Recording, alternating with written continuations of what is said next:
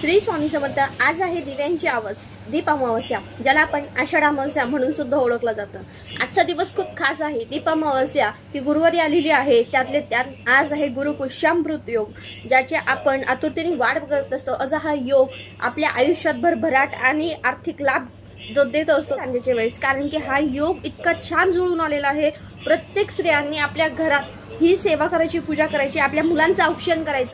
तर मुलांचं औक्षण करताना आपल्याला रामरक्षा पठण करायचे आहे। 1 ते 9 ओव्यांपर्यंत आपल्याला ओवाळताना रामरक्षा म्हणायची आहे।